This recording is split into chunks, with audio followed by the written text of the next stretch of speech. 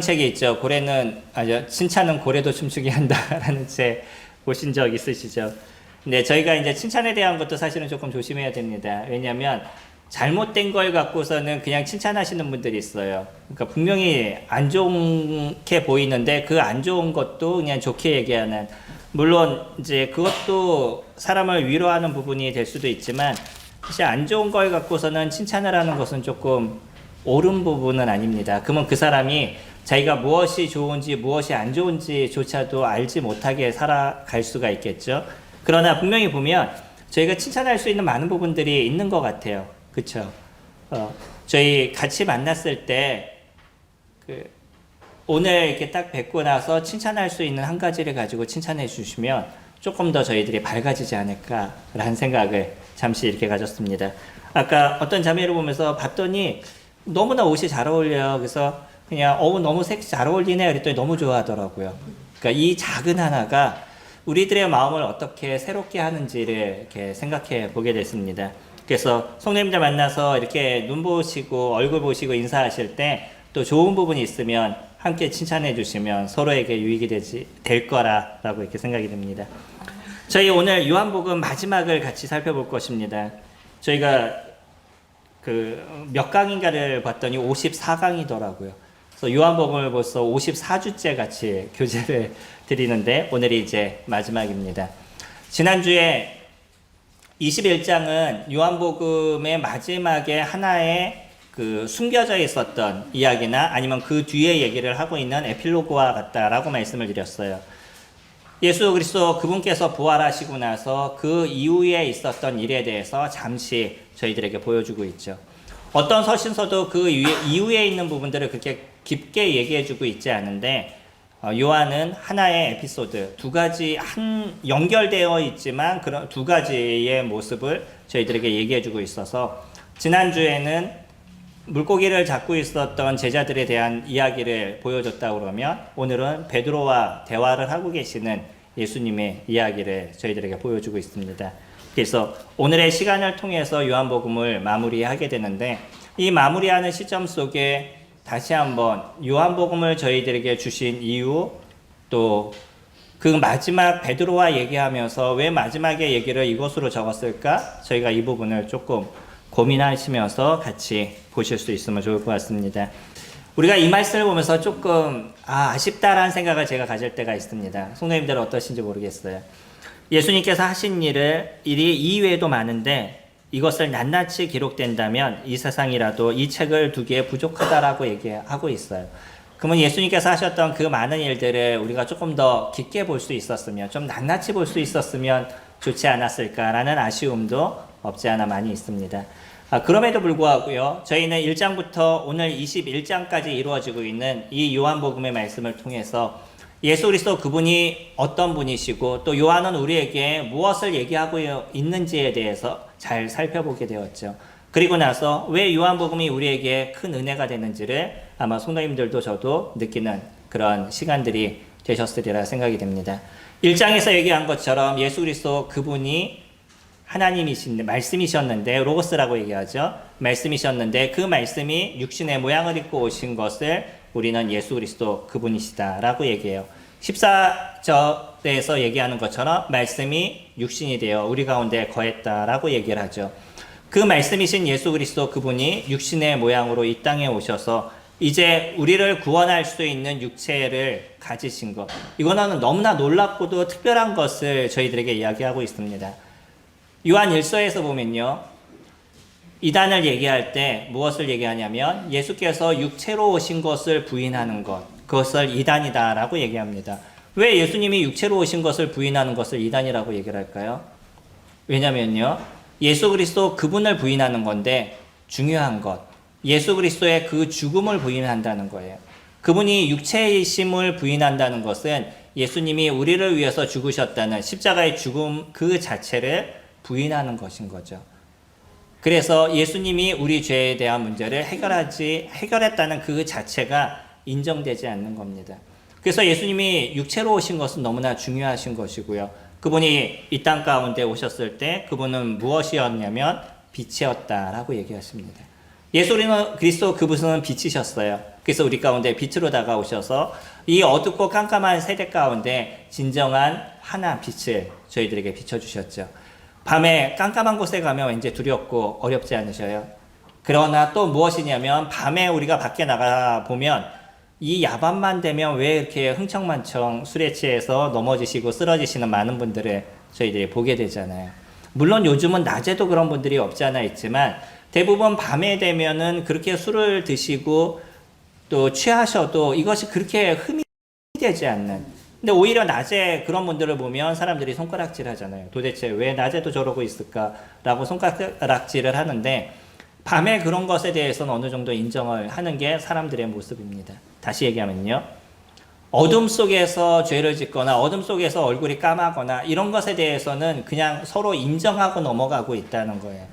그러니까 사람들 마음이 이 죄로 인해서 어두워져 있는 그런 상태라고 얘기한다면, 그러면 사람들은요, 그 가운데 죄를 짓거나 죄 가운데 거한다 할지라도 서로가 그것에 대해서 모르거나 용인하고 넘어가는 일들이 이루어지게 됩니다. 근데 이곳에 빛이 비쳤어요. 어떻게 되겠어요? 사람들 얼굴에 까만 것이 묻어 있거나 아니면 하지 말아야 되는 행동을 하는 것을 보게 되면 사람들은 그것을 갖고 서로가 부끄러움을 느끼고 창피함을 느끼는 거죠.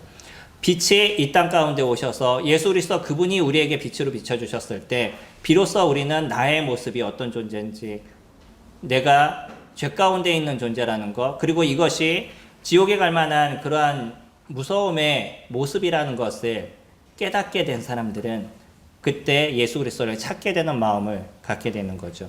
요한은 저희들에게 그것을 이야기하고 있습니다. 보라, 세상 죄를 지고 가는 하나님의 어린 양이다 라고 얘기하는 1장 29절의 말씀을 통해서 예수 그리스도 그분이 우리의 죄를 위해서 이 땅 가운데 오셨고 우리의 죄를 해결하시기 위해서 오신 어린 양과 같은 분이라는 것을 요한은 설명을 해주고 있죠. 그 뒤로 예수 그리스도 그분은요, 제자들을 데리시고 본인 스스로가 하나님의 아들이심을 증명하는 시간들을 쭉 가지셨어요. 그런데 안타깝게도 예수님이 마지막 우리를 위해서 십자가에서 죽으시는 가장 고통과 어려움과 힘듦의 상황에 처해 있는 그 상황 속에 제자들은 무엇을 했죠? 도망을 갔습니다. 누구든지 그러지 않아요? 내가 조금 버틸 수 있는 힘이 있을 때 나라에 대해서 어렵게 얘기하는 사람들은 조금 참을 수 있어요. 근데 진짜 내가 나락으로 빠져서 버틸 수 없는 힘이 될 때 나를 배신하는 사람들은 어떻겠어요? 다시는 보기 싫은 거죠. 예, 그런 사람하고는 다시는 상종하기 싫은 게 인간의 마음인 거죠.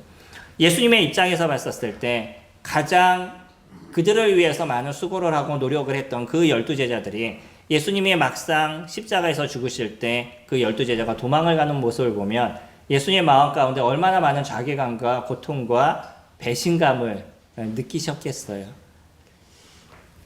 그런 베드로에게, 그런 그 12제자에게 예수님은 다시 찾아오시고요, 그들에게 다시 회복할 수 있는 길을 열어주신 것이 그리스도, 그분이 저희들에게 보여주신 사랑의 모습입니다.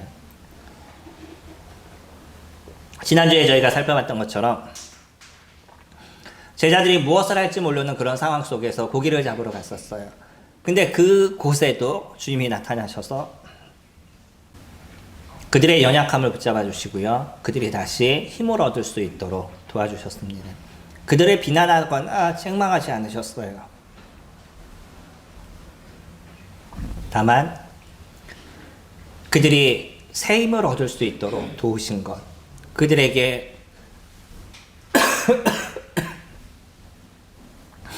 손수 고기를 구우시고 그 조반을 그들에게 줌으로 인해서 그들의 마음에 새 힘을 얻도록 도우신 게 예수 그리스도 그분이신 거죠.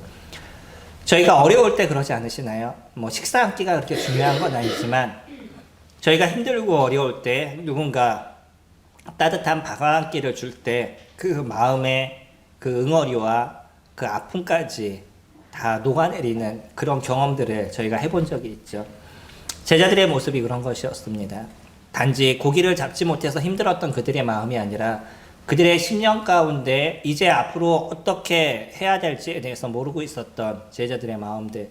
그래서 결국은 그들이 선택한 거는 그들의 생업이었던 고기를 잡는 것에 돌아갔던 이들 가운데 주님은 그들에게 나타나시고 그들에게 함께 식사를 통해서 그들의 마음을 위로하시고 힘을 주신 것이 주님의 마음인 거죠. 그리고 이제 주님의 눈은 누구에게 향하냐면 베드로에게 향하셨습니다. 그래서 베드로에게 이 베드로가 갖고 있었던 응어리, 이제 해결하지 못할 그의 아픔, 그 아픔의 그 마지막까지 해결해 주신 것이 예수 그리스도 그분이신 거죠. 주님은 베드로에게 그렇게 물어보십니다. 15절, 그들이 조밥 먹은 후에 예수께서 시몬 베드로에게 이르시되 요한의 아들 시몬아, 내가 이 사람들보다 나를 더 사랑하느냐 하시니. 베드로에게 물어봤던 이 질문은 여러 가지로 우리가 해석할 수 있을 겁니다. 그러나 아마 주님이 얘기하신 질문의 내용은 그런 것 같아요. 여기 있는 다른 사람이 나를 사랑하는 것보다 네가 나를 더 사랑하느냐라는 질문으로 보여집니다. 물론 어떻게 읽느냐에 따라서 네가 여기 있는 제자들을 사랑하는 것과 나를 사랑하는 것, 누구를 더 사랑하느냐라고도 보여줄 수 있지만 아마 여기서 얘기하신 주님의 가장 큰 뜻은 제자들이, 여기 있는 모든 제자들이 예수님을 사랑하는 마음, 그러나 네가 나를 사랑하는 마음이 더 크니? 라고 물어보시는 거죠. 여기에 대한 크기는 사람들마다 다 다를 겁니다. 누가 더 크다라고 얘기할 수 있는 건 아니지만 최소 베드로가 누구보다 제가 예수님을 더 사랑합니다라는 그 고백, 그것을 주님께서 원하셨던 거죠. 베드로는요, 그 얘기를 들으면서 뭐라고 대답을 하냐면 주님, 그러하나이다. 내가 주님을 사랑하는 줄 주님께서 아시나이다 라고 얘기를 해요. 내가 주님을 사랑하는지를 주님이 아십니다 라고 얘기해요. 성도님들, 내가 주님을 사랑하는 것을 주님이 아십니다 라는 고백을 하실 수 있으시나요? 이것이 중요한 겁니다. 뭐냐면 우리는 사람들 앞에서 예수님 사랑합니다 라는 표현을 얼마든지 할 수 있어요. 이런 표현을 하는 것은 그렇게 어렵지 않습니다. 근데 내 내면에 있는 진짜 주님을 사랑하는 마음, 그 사랑하는 마음은 주님이 아신다는 거예요. 베드로가 이와 같은 고백을 할 수 있었던 건요, 단지 입술의 고백이 아니었다는 걸 저희가 잘 생각하셔야 됩니다. 베드로는 예수 그리스도 그분께서 자신의 마음을 읽으시고 자신의 마음을 정확하게 아시는 분이라는 것에 대해서 알고 있었어요. 자신이 이것을 속이던 속이지 않던 주님은 자기의 내면을 정확하게 보실 수 있는 분이라는 것을 베드로는 인식하고 있었다는 거예요. 그래서 그가 얘기할 때, 예, 제가 주님 사랑합니다 라는 것으로 단순히 끝난 것이 아니라 뭐라고 얘기하냐면 내가 주님을 사랑하는 줄 주님께서 아신다라고 얘기해요. 우리는 인간관계 속에서 너 나 사랑해? 그러면 네가 사랑한 건 내가 알잖아 라고 얘기하는 거는 그냥 어느 정도의 행동을 통해서 아는 것으로 끝나는 거예요. 그 사람의 진짜 마음을 저희들이 알 수 없습니다. 그러나 예수 그리스도 그분은요, 베드로의 내면을 보시는 분이에요. 그 내면에서 진짜 베드로를 사랑하는 것, 베드로가 예수님을 사랑하는 것, 그것을 예수님께서 아시는 분인 거죠. 그에 대해서 속일 수 없다는 것을 베드로는 압니다. 그래서 그 베드로가 얘기하죠. 제가 주님을 사랑하는 것을 주님께서 아십니다 라고 얘기해요. 그러면 우린 또 하나의 고민이 생기죠. 왜 예수님은 베드로가 자신을 사랑하는 것을 아시면서 굳이 그것에 대해서 또 물어보시냐는 거예요. 그렇잖아요. 이건 무슨 소위 얘기하는 서로 알고 치는 고스톱이라고 그러나요? 뭐 그런 것처럼 서로 아는데 굳이 짜고 치는, 그 단어가 제가 생각이 안 나서 고스톱을 안 치다 보니까 예. 뭐 그러다 보니 그런 것처럼 서로 뭐 다 정해져 있는 걸 갖고 굳이 또 얘기하고 이런 것이 아니라는 거예요. 주님은요, 왜 그러셨냐면 베드로가 갖고 있었던 응어리, 그 베드로가 예수 그리스도를 3번이나 부인했던 그 응어리에 대한 부분들을 풀어주시기를 원하셨다는 거예요. 그러면서 그가 대답했을 때 주님 뭐라고 얘기하세요? 내 어린 양을 먹여라 라고 얘기하셔요. 주님은 베드로에게 목회를 맡기셨습니다. 사도 바울을 구원할 때 그때 뭐라고 얘기하냐면 이방인을 위해서 선택한 자다라고 사도 바울을 이야기를 했었어요. 사도 바울은 복음을 위한 것이 더 강력하게 주님께서 그를 선택한 모습이라고 얘기하면, 물론 서신서에 많은 그 목회에 대한 부분도 했죠. 그러나 이 베드로에게 베드로를 부르신 모습에는 무엇이 더 강력했냐면 목회에 대한 부분들, 이스라엘 사람들, 믿는 크리스찬들, 그 사람들을 잘 양육하고 돕는 것, 이 일을 위해서 베드로를 주님께서 선택했다라고 얘기하셔요. 그가 하고 있는 일, 그가 해야 될 일에 대해서 지금 정확하게 찝어서 얘기하고 있죠. 뭐예요? 어린 양을 먹여라. 다시 얘기하면 목회의 삶에 대한 것을 그에게 맡겨주고 있어요. 한번 보세요. 목회를 하는 사람이 그가 갖고 있는 모습이 예수님께 패역한 모습을 갖고 있었다 그러면 그 사람이 목회를 할 수 있을까요? 어려울 겁니다. 그래서 그 어려움의 모습을 새롭게 다시 회복시켜 주기를 원했던 것, 그것이 주님이 베드로에게 지금과 같은 질문을 던지시는 이유인 거예요. 베드로는 여러 가지를 고민했을 겁니다. 베드로가 예수님을 사랑하는 모습에 있어서도 많은 시간들이 걸리면서 더 정확한 모습들이 되어져 갔을 거예요. 처음에 예수님께서 자신을 부르실 때 이분은 좀 특별한 분이야 라고 생각해서 예수 그리스도를 쫓았고, 하나님께서 보내신 자라는 생각을 갖고 그분을 쫓으면서 이분이 하나님의 아들이심을 정확하게 고백을 하죠. 너희는 나를 누구라 라고 얘기하느냐 라고 얘기했을 때 베드로는 주는 그리스도시요 살아계신 하나님의 아들이라는 표현을 베드로는 썼습니다. 그가 살아계신 하나님의 아들이심에 대해서 알고 있었던 이 베드로도요, 막상 어려움의 문제가 그에게 닥치게 됐었을 때 그때 예수님을 버리는 그러한 실수도, 그러나 우리가 정확하게 알아야 될 거 있습니다. 베드로가 예수님을 완전히 버렸나요? 가룟 유다의 모습하고는 완전히 다른 겁니다. 잠시 무서워서 도망은 갔지만 그러나 베드로가 예수님을 완전히 버린 게 아니었었어요. 예수님이 혹시 어떻게 될까, 무슨 문제가 있을까 싶으니까 뒤에서 졸졸 쫓아가서 그것을 바라보는 모습까지 좋았는데, 또 옆에 있는 하인들이 너도 저 예수라는 사람과 같이 있었어 라고 얘기하니까 그때부터 무엇을 해요? 아니라는 얘기를 몇 번이나 했었어요? 3번이나 했었습니다. 그것이 베드로에겐 평생의 아픔이었을 거예요. 저희가 그러지 않나요? 내가 사랑하는 사람에게 있어서 큰 상처를 줬었을 때 그 생각은 우리들의 내면에서 끝까지 벗어나질 않는 거예요. 그 미안한 마음에 대한 거. 이 베드로도 마찬가지였을 겁니다. 예수 그리스도를 사랑해요. 사랑하지만 순간 자신이 두려움을 느끼게 됐었을 때 예수님을 버리는 모습이 베드로에게 있었던 거죠. 그러나 그런 여러 절차들을 통해서 베드로는 무엇이 더 강력해졌냐면 예수님이 어떤 분이고 그 예수님에 대한 사랑이 더 강력해졌었어요. 17장 3절에서는 그렇게 얘기하죠. 영생은 유일하신 참 하나님과 그의 보내신 자 예수 그리스도를 아는 것이다 라고 얘기하고 있어요. 베드로는 예수 그리스도가 하나님의 아들이심을 정확하게 알았습니다. 그리고 예수라는 그분이 그리스도라는 것을 정확하게 알았어요. 그러나 이 아는 것도 점점 커가게 되어져 간 거죠. 예전에 아는 것과 지금 아는 것의 모습이 더 달라진 거예요. 그러니까 베드로는요, 예수님의 부활하심을 경험하고 나서 그 아는 그 강도가 더 커져가는 거죠. 저희들도요, 예수 그리스도를 아는 그러한 시간들을 더 많이 가지셔야 된다는 거예요. 에베소서 1장에서는 너희가 예수 그리스도의 사랑의 넓이와 깊이와 길이와 뭐죠? 그것이 더 커져가기를 원한다라고 얘기하죠. 자꾸 헷갈려요. 똑같은 얘기를 반복해서 얘기하고 있습니다. 근데 왜 그와 같은 얘기를 반복해서 얘기하죠? 그만큼 너희들이 더 넓어져라, 더 깊어져라 라는 것에 대해서 이야기하는 거예요. 사도 바울도요. 저희들은요, 예수 그리스도의 사랑이 무엇인지를 자꾸 생각하고 고민하고 알아가는 그런 시간들을 가지셔야 되는 거고요. 우리 내면 속에서 예수 그리스도에 대한 사랑이 커가면 커갈수록 우리는 베드로와 같이 주님을 섬기는 일에 자연스럽게 우리들의 삶을 드리는 모습들이 되어져 갈 겁니다. 저희가 주님을 섬기는 이 자체의 모습들이 억지로 해보셔요. 그것처럼 어려운 게 어디 있으시겠어요? 와서 휴지통 하나 치우는 것도 귀찮고 힘든 것, 그게 인간이 갖고 있는 모습인 거잖아요. 근데 우리가 교회를 섬기거나 성도님들을 섬기거나 주님을 섬기는 이런 모든 일이 우리에게 기쁨이 되고 즐거움이 되는 것은 무엇을 통해서 이루어지냐면 예수 그리스도에 대한 사랑이 나에게 깊어지면 깊어질수록 이것이 더 자연스러워진 모습이 되어져 가는 거예요. 점점 나를 보는 것이 아니라 누구를 보게 되냐면 그리스도를 보게 되어 있습니다. 사람들이 나에게 무엇을 얘기하거나 사람들이 나를 어떻게 보거나 이것에 대한 생각들을 점점 놓게 돼요.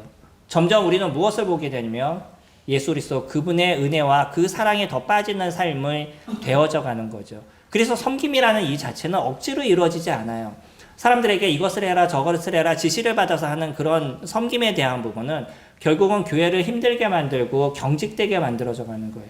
그러나 그리스도에 대한 사랑을 점점 알아가고 배워가고 느껴감을 통해서 자연스럽게 이루어져 가는 이 섬김의 모습은 서로에게 즐거움이 되고 기쁨의 모습들이 만들어져 가는 거죠. 그래서 저희 교회는요, 어떤 일에 대해서 맡기지만 그러나 그것에 대해서 강압적으로 말씀을 거의 드리지 않으려고 해요. 그 이유는 그런 겁니다. 아무리 뭐 새로운 일을 하면 무엇하겠어요? 그 일이 잘 돌아가면 무엇하겠어요? 그건 아무것도 아닙니다. 진짜 중요한 거는 그 사람의 즐거움을 통해서 기쁨을 통해서 그 일을 이뤄가고 예수 그리스도에 대한 은혜와 사랑을 통해서 그것을 만들어가고 있느냐, 이것이 중요한 거죠. 매일 성도님들을 위해서 기도하시죠. 이 기도하는 게 안 될 때는 훈련이 필요한 거예요. 그러잖아요. 성도님들 매주마다 성도님들을 위해서 매일마다 성도님들을 위해서 기도하시나요? 이게 안 되시면 훈련을 하셔야 됩니다. 자연스럽게 되는 것은 아닌 거예요. 그러나 그 훈련을 하는 이유도 뭐냐면 그것을 통해서 내 마음이 더 성도에게 가게 하기 위해서 우리는 매일 그런 기도의 시간들을 가져가는 거예요. 그리고 매일 성도님들을 위해서 기도해 보셔요. 성도님들이 사랑스럽지 않을 수가 있나요? 제가 성도님들을 위해서 기도하는데 얼굴을 보고 인상 쓸 수 있겠어요? 안 그럽니다. 그럼 기도가 나오지 않아요. 제가 성도님들을 위해서 기도하기 때문에 성도님들에 대한 삶이 궁금하고요. 성도님들이 일주일의 삶을 어떻게 살아가는지에 대해서 계속 생각하게 되는 거예요. 그러니까 얼굴을 보면 즐겁고 얼굴을 보면 서로 대화하고 싶고 이런 부분들이 있는 거죠. 예수 그리스도가 그것을 얘기하시는 겁니다. 네가 나를 사랑하느냐. 주님에 대한 사랑이 있지 않은 섬김은 아무것도 아닙니다. 그런 일들은 얼마든지 우린 나가면 많은 곳에서 하고 있는 것을 봐요. 교회도 커져가고 또 시스템이 잘 돌아가서 교회도 잘 돌아가요. 근데 무엇인가 가면 냉랭함을 느끼는 거죠. 일은 얼마든지 잘 해나갈 수 있습니다. 최소 저희 교회는 그런 모습은 아니었으면 좋겠어요. 많은 시스템에 대한 부분들도 이루어져 갈 겁니다. 그러나 그 자체가 사랑으로 이루어져 가는 섬김이 되어져 갔었을 때 더 온전해지고 완전해져 가는 것이지 그냥 하기 싫은 걸 억지로 하는 모습을 통해서 이루어진다 그러면 그것이 얼마나 힘들겠어요. 물론 저는 저에게 맡겨준 일에 대해서 누군가 맡겨졌는데 내 마음이 가지 않는다고 안 하는 사람은 아닙니다. 왜냐면요, 그 맡겨진 일을 주님을 기억하면서 이루게 되면 자연스럽게 그것이 즐거움으로 만들어져 가는 거죠. 주님을 섬기기 위해서 일주일의 시간에 몇 시간을 사용하셔요. 우리가 이것을 고민하셔야 되는 거죠. 내가 주님을 사랑한다라고 얘기하는데 성도를 위한 시간이 나에게 일주일에 하나도 없고, 내가 주님을 사랑한다라고 얘기하는데 성도를 위한 기도가 나에게 없고, 주님을 사랑한다라고 얘기하는데 막상 교회를 섬기는 무엇인가가 나에게 아무것도 없다 그러면 나는 주님을 사랑한다라고 얘기하는 그 사랑이 실질적으로 어떻게 나타나고 있냐는 거예요. 사랑은요, 감정에 치우치는 것이 아니죠. 끊임없이 성도님들에게 말씀드리는 것일 수 있습니다. 사랑은 감정이 아닌 거예요. 사랑은 이성인 거고요. 하나님의 말씀을 우리는 그것을 어떻게 이루고 만들어가느냐, 이것이 사랑에 대한 부분인 거잖아요. 주님 저희들에게 얘기하실 때 사랑을 뭐라고 얘기하시냐면 나의 계명을 지키는 것, 이것이 사랑이라고 얘기하시잖아요. 네가 나를 사랑하느냐라고 얘기하시면서 그 사랑은 뭐냐면 나의 계명을 지키는 거다라고 얘기해요. 그리고 그 계명은 뭐예요? 또 서로 사랑하는 거다라고 얘기해요. 다시 얘기하면 예수 그리스도를 사랑하는 모습이 실질적으로 나타나는 게 무엇이냐면 우리가 성도를 사랑하고 성도와 함께하는 마음을 나누는 시간들을 가져가는 것들, 그리고 그를 위해서 수고하고 함께하는 모습이 되어져 가는 것들, 이것이 우리가 이것이 서로 사랑하는 모습이다. 예수 그리스도 그분을 사랑하는 모습이다라고 얘기하는 거죠. 보이는 바 성도를 사랑하지 않으면서 보이지 않는 바 하나님을 사랑할 수 없다라고 얘기하고 있어요. 왜 주님께서 우리에게 얘기하실 때 서로 사랑하라 라는 마지막 계명을 저희들에게 주셨냐면 이것이 인간이 할 수 있는 최고치의 모습이기 때문이에요. 얼마든지 나는 나 혼자 할 수 있는 일은 할 수 있습니다. 함께하는 일은 쉬운 것이 아닌 거예요. 사람이 갖고 있는 성향과 지금까지 살아왔던 사람의 모습과 기질과 많은 것이 합쳐져서 두 사람의 마음이 합쳐져가는 시간들을 가져가는데 이것이 온전해져 가는 것이 얼마나 어렵고 힘들겠어요. 그런데 그것을 잘 만들어가게 됐을 때 그때 주님께서 뭐라고 얘기하시냐면 그래 네가 나를 사랑하는구나 라는 이야기를 하게 되시는 거죠. 두 번째 보시면 16절에 또 두 번째 이르시되 요한의 아들 시몬아 내가 나를 사랑하느냐 하시니 이르되 주님 그러하나이다. 내가 주님을 사랑하는 줄 주님께서 아시나이다. 이르시되 내 양을 치라 하시고 똑같은 걸 물어보셔요. 왜 똑같은 걸 또 물어보시죠? 그리고 나서 대답하니까 그 다음에 뭐라고 얘기하냐면 아까는 먹이라라고 얘기하시고 지금은 치라라고 얘기하죠. 이건 목회의 어떤 한 부분이라고 생각합니다. 뭐 이것이 그렇게 중요하다라고 생각하지는 않아요. 17절에 세 번째 이르시되 요한의 아들 시몬아 내가 나를 사랑하느냐 하시니 주께서 세 번째 내가 나를 사랑하느냐 하심으로 베드로가 근심하여 이르되 주님 모든 것을 아시오매 내가 주님을 사랑하는 줄을 주님께서 아시나이다. 예수께서 이르시되 내 양을 먹이라.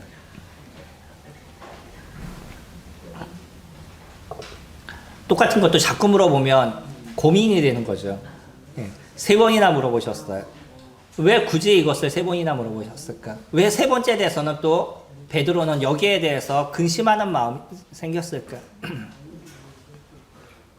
아마 베드로의 마음 가운데는 이 세 번째 주님께서 얘기하실 때 자기가 주님을 세 번 부인했던 것이 기억이 났을 거예요. 내가 어떠한 모습을 보였는지를 생각하니까 선뜻 예 사랑합니다라는 얘기를 하는데 주저하게 되는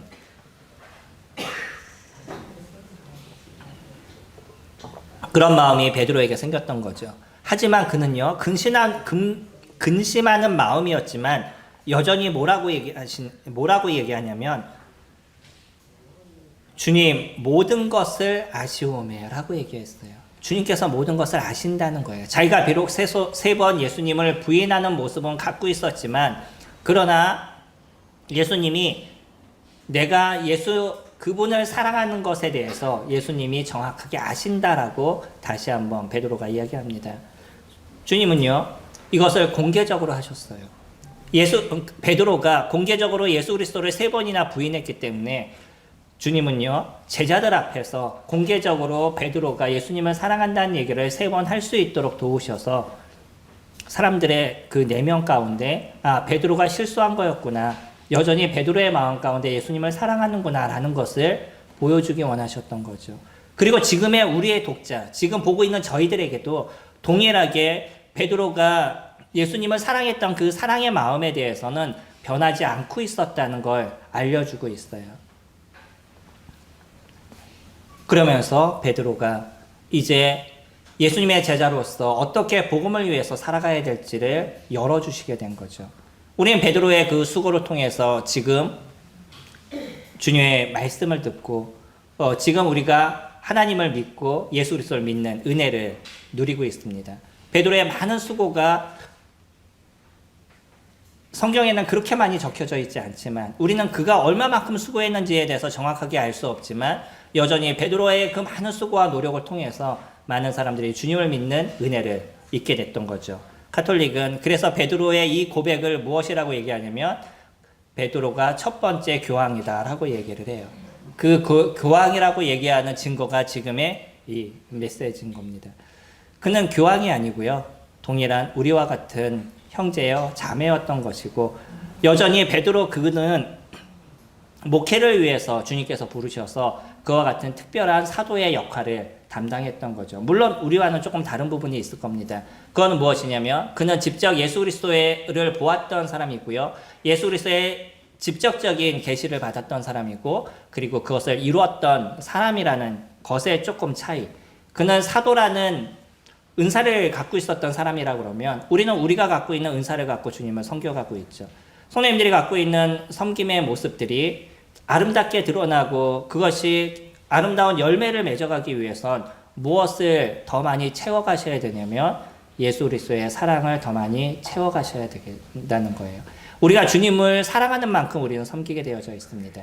그리고 그 섬김이 우리에게 즐거움이 되고 기쁨이 되어져 가게 되어 있다는 거예요. 다른 사람이 어떻게 하든, 다른 사람이 무엇을 섬기든 이것은 그렇게 중요하지 않아요.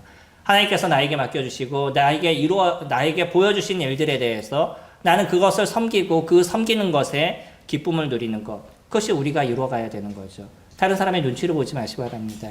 왜 다른 사람이 나를 어떻게 보는지, 나에게 뭐 잘하는지 못하는지, 뭐라고 얘기하는지, 그것이 무엇이 그렇게 중요하겠어요?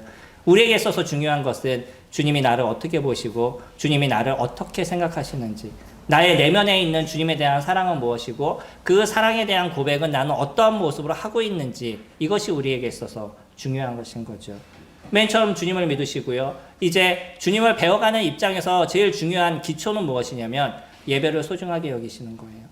그것부터 시작이 되시는 거고, 집에서 말씀을 보시고 기도하시는 이 시간들을 계속 만들어 가시고, 그 속에서 내가 섬길 것이 무엇인지를 계속 알아가는 시간들이 되어져 가는 거죠. 기초가 우리에게서 잘 다져지지 않으면 우리들의 신앙은 쉽게 무너지게 됩니다.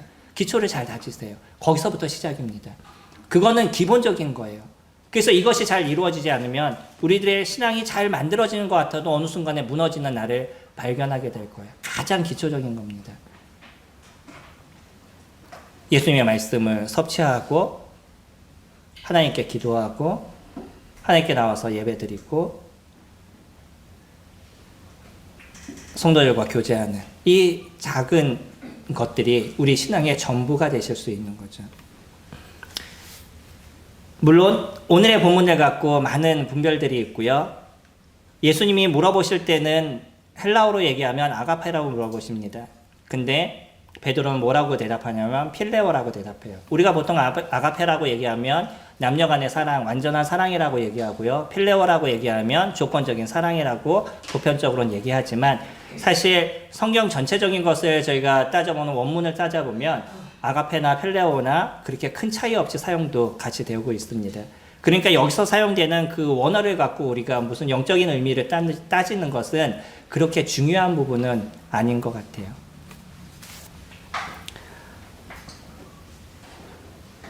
18절에 보시면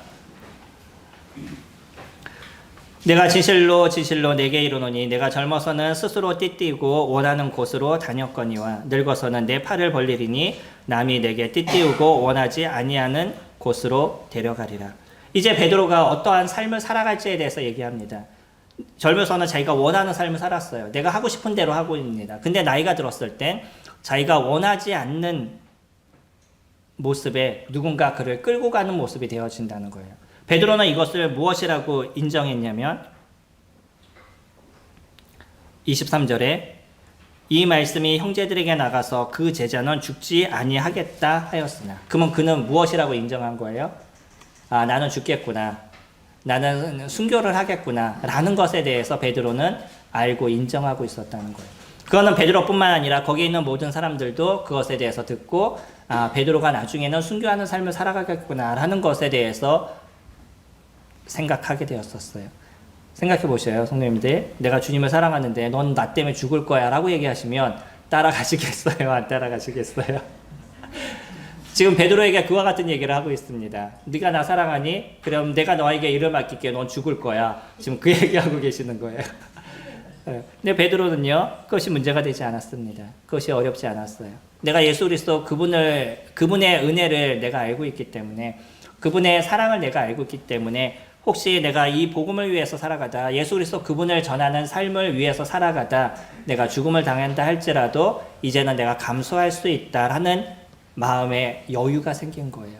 예수님이 죽으실 때 도망갔던 그 베드로가 예수님이 너 이제 죽을 거야 라는 얘기를 들으면서도 그것이 수용이 되고 있는 거 지금 보고 있는 거죠. 그만큼 예수님에 대한 무엇이 커진 거예요? 사랑이 커진 겁니다. 예수님에 대한 사랑을 키워가시기 바랍니다. 일주일의 시간 속에서 난 예수님에 대해서 어떻게 동행하고 예수님의 사랑을 어떻게 키워오셨는지 한번 생각해 보셔요. 우리는 일주일의 모든 시간들이 그 그리스도의 은혜를 누리고 거기서 살아가는 시간들이 되어져 가는 거죠. 그리고 나서 우리가 성찬을 통해 그분께 감사하는 시간들을 함께 가져가고 있는 거죠.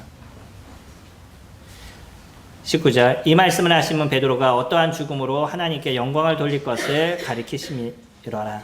이 말씀을 하시고 베드로에게 이르시되 나를 따르라 하시니, 이제 그 말씀을 제자들이 모두 다 듣는 속에서 얘기를 하시고요. 그 다음에 베드로에게 자, 나하고 같이 좀 걷자라고 이야기를 하십니다.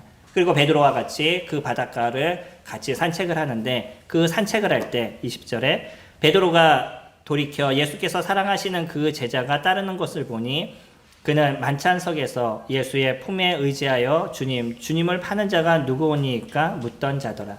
요한임을 정확하게 얘기를 하죠. 그 요한이 따라오는 것을 같이 보았었어요. 그래서 셋이서 이렇게 가는 모습인데 순간적으로 베드로는 조금 단순한 사람이잖아요. 나는 죽어. 그럼 저 사람은 어떻게 될까 하는 궁금증이 그 짧은 순간에 이거 조금 진짜 단순함을 저희들이 느끼죠. 그 순간에 베드로가 생각이 났어요. 그래서 뭐라고 물어보시냐면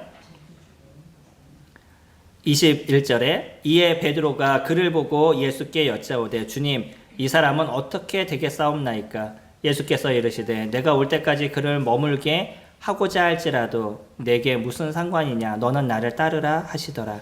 이 말씀이 형제들에게 나가서 그 제자는 죽지 아니하겠다 하였으나 예수의 말씀은 그가 죽지 않겠다 하신 것이 아니라 내가 올 때까지 그를 머물게 하고자 할지라도 내게 무슨 상관이냐 하신 것이니라.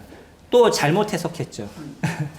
예수님은 뭐라고 얘기했냐면 너 상관하지 마. 네가 상관할 문제가 아니야 라고 얘기했는데 베드로는 그걸 들으면서 그는 이제 죽지 않고 오랫동안 살겠구나. 물론 우리가 아는 것처럼 요한은요 마지막까지 밤모섬에서 유배를 당했던 것으로 알고 있기 때문에 뭐 오래 살았던 거 베드로처럼 순교했던 모습은 아닌 걸 저희들이 알고 있죠. 물론 베드로도요 이런 죽는 모습을 보면서 많은 사람들이 베드로를 우상화시키는 모습이 이 이후로 진행돼 나갔습니다. 그런 얘기 많이 들어보시지 않으셨나요? 베드로는 예수님이 죽으신 모습대로 나는 죽을 수 없기 때문에 십자가에 거꾸로 매달아 주세요 라고 얘기해서 십자가에 거꾸로 매달려 죽었다는 전승이 오랫동안 전해져 오고 있습니다. 저도 그렇게 알고 있었는데 그거에 대한 근거는 그렇게 많지 않다라고 얘기합니다. 그러니까 그거에 대해서 너무 고민하지 않으시면 좋을 것 같고요. 중요한 건 뭐냐면 베드로는 마지막 순교의 삶을 사는 것에 대해서 감수하는 모습이 되고 있다는 거예요. 주님은 이것을 통해서 18절부터 23절까지의 말씀을 통해서 무엇을 얘기하시기를 원하셨던 거냐면 우리들의 섬김은요 우리가 예수 그리스도 그분께 집중하는 것이지 다른 사람에게 집중하는 것이 아니라는 거예요. 다른 사람이 어떻게 섬기던 다른 사람이 어떤 은사를 갖고 있던 다른 사람이 어떤 재능을 갖고 있던 그것은 중요하지 않습니다. 그 사람들에게 집중하게 될 때 우리는 힘들어지고 어려워지는 거예요. 저 사람이 갖고 있는 능력이 무엇인지 나보다 무엇이 더 좋고 무엇이 더 낮은지 자꾸 그 우열을 가지려는 심리가 있는 것이 인간의 모습인 거죠.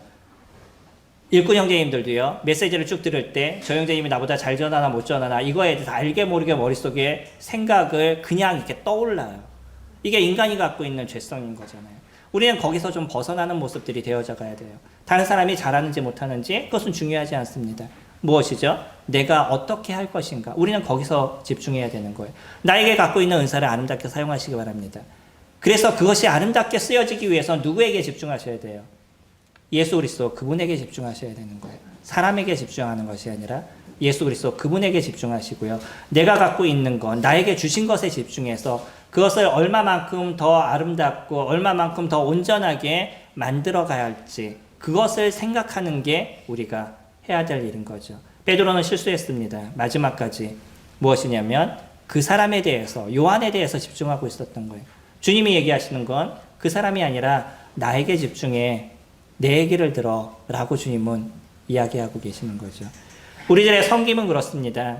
우리들의 이 섬김이라는 자체는 예수 그리스도를 얼마만큼 사랑하느냐에 따라서 우리의 섬김의 모습이 드러나게 될 것이고요. 그 섬김은요 우리가 예수 그리스도를 바라보는 모습 속에서 이루어지는 거지 주변 사람들, 다른 교회의 모습들, 다른 사람의 모습들 이것은 중요하지 않습니다. 24절 이제 마지막 요한복음을 정리를 합니다. 이 일들을 증언하고 이 일들을 기록한 제자가 이 사람이라 우리는 그의 증언이 참된 줄 아노라. 예수께서 행하신 일이 이 외에도 많으니 만일 낱낱이 기록되었다면 이 세상이라도 그 기록된 책을 두기에 부족할 줄 아노라. 많은 일들이 있으셨고요. 더 많은 걸 보여주실 수도 있지만 그러나 지금 기록된 이 내용만을 통해서 우리는 충분히 예수 그리스도 그분을 알 수 있고요. 우리는 이 충분히 기록된 내용만을 갖고도 예수 그리스도를 믿을 수 있는 길이 충분히 열려져 있다는 거예요. 그리고요, 우리는 예수 그리스도를 사랑할 수 있는 길이 충분히 열려져 있습니다. 요한은 원래 다혈질적인 사람이었었어요. 자기를 쫓지 않는 사람들을 보면서 예수님을 향해서 뭐라고 얘기하냐면, 주님, 하늘에서 번개를 명해서 저 사람들을 죽일까요? 라고 얘기했던 것이 요한이었어요. 나하고 다른 길을 간다 그러면 죽여도 상관없다라는 생각을 갖고 있는 게 요한의 모습이었던 거죠. 그런 요한이요, 우리가 지금 알고 있는 요한 1, 2, 3서를 썼습니다. 소위 얘기하는 사랑장이라고 얘기하는 요한 1서를 적었어요. 그 사람이 나중에 사랑의 모습이 무엇인지를 잘 설명하는 사람이 되었다는 거죠. 그만큼 요한도요, 예수 그리스도 안에서 그가 갖고 있었던 기질이 변하고 그가 갖고 있었던 잘못된 모습들이 변해서 이제는 예수 그리스도의 그 사랑 안에서 그 사랑을 이야기하고 말하는 그런 사람으로 변하게 된 거죠. 우리들도요, 그리스도의 사랑을 덧입고 그리스도의 사랑을 알고 그것을 행해 나가는 모습을 통해서 우리들의 모습들이 변하게 될 것입니다. 이것은 매일의 삶에서 우리에게 이루어져 가야 될 것이고요. 매주 우리는 이것이 이루어지는 모습들이 되어져 가는 거죠. 그렇기 때문에 우리에게 주어진 주일날 드려지는 이 성찬은 너무나 놀랍고 귀한 것이에요. 우리가 아는 것처럼 이 시간에는 우리에게 무엇을 주세요라고 구하는 시간이 아니라 이 시간에는 예수 그리스도 그분을 높이고 하나님 그분을 높이는 그 시간을 저희가 가져가는 거죠. 그분이 어떠하신가, 우리에게 베푸신 은혜와 그분의 속성을 기억하고 그것에 대해서 감사하는 시간들을 저희들이 갖습니다. 그러나 사실은요, 우리가 주님 앞에 드려지는 감사보다 주님이 저희들에게 베푸시는 은혜가 더 큰 것이 주의 만찬 시간이에요. 우리가 얘기하는 성찬 예배 시간입니다. 우리가 주님 앞에 나왔었을 때 일주일에 갖고 있었던 찢기를 그 시간에 해결하시는 주님을 저희들이 경험하게 될 것이고, 우리들의 연약하고 나약한 그 마음이 다시 예수 그리스도 그분에게 향하는 마음이 될 수 있도록 인도하시는 것이 주님이시고, 다시 우리가 그리스도 그분 안에서 어떻게 살아갈지에 대해서 결단할 수 있는 마음을 갖게 하시는 것이 이게 성찬 예배 시간에 저희들에게 주시는 주님의 은혜에 대한 모습인 거죠. 우리는 그것을 느끼면서 다시금 주님 앞에 고백하는 시간들을 가지게 되고요. 주님의 크심과 놀라우심을 찬양하는 그런 시간들이 가져가고 있습니다. 그래서 저희들이 어떤 시간보다 가장 소중하고 중요한 것이 성찬 예배 시간이고요. 그 시간이 주님을 알지 못하는 사람처럼 힘들고, 주님을 알지 못하는 사람은 어떤 시간보다도 힘들고 어려운 시간이 그 시간이 되잖아요. 제 옆에 주원이가 앉았는데 1시간을 버티는 게 몇 시간을 버티는 것 같아요. 얼마나 힘들겠어요. 아직 알지 못한 나이가 옆에는 앉았는데 선생님 옆에 앉았어요. 움직이지도 못해. 앉아있어요. 얼마나 힘들겠어요. 근데도 저희가 잠시 그 시간에 주원이에게 허락하는 이유는 조금 보고 느끼는 시간들을 갖기를 원하는 마음이었습니다. 그가 예수 그리스도의 사랑을 알고요, 주님이 나를 구원하시고 나를 위해서 십자가에서 죽으신, 또 여전히 지금의 이 시간에도 나를 도우시고 이끄시는 그 예수 그리스도 그분을 알게 됐었을 때는 그가 드려지는 주님의 만찬 시간이 감사하고 은혜가 넘치는 그런 시간이 되어져 갈 겁니다. 우리들도 동일하게 예수 그리스도를 알음을 통해서, 그분의 사랑을 저희들이 느낌을 통해서 우리가 드려지는 그 성찬이 지루하고 힘든 시간이 아니라 여전히 그 모든 시간들이 감사가 되고 기쁨이 되고 온전히 우리가 주님 앞에 집중할 수 있는 그런 시간이 되어져 가는 거죠. 만약에 우리의 마음이 흐트러져 있으면 그 시간에 우리는 주님 앞에 집중하는 것이 아니라 주변 사람들에게 집중하게 될 거예요. 주변이 조금 시끄러울 수도 있습니다. 주변이 조금 어려울 수도 있어요. 그러나 여전히 성도님들이 주님 앞에 집중할 수 있는 것은 예수 그리스도의 그 사랑에 우리들의 마음을 두기 때문인 거죠. 저희가 오늘까지 해서 54시간의 요한복음을 마치게 됐습니다. 그 마무리에 오늘의 말씀을 기억하시고요. 예수 그리스도의 사랑을 아는 자가 우리는 어떠한 삶을 살아야 되는 건지, 그리고 우리는 매일의 삶에서 그분의 사랑을 어떻게 섭취하고 또 채워가는 인생을 살아야 되는지를 기억하시고, 또 주님 앞에 집중하는, 이를 통해서 주님을 아름답게 섬겨가는 저와 성도님들이 되기를 소망합니다. 기도하겠습니다.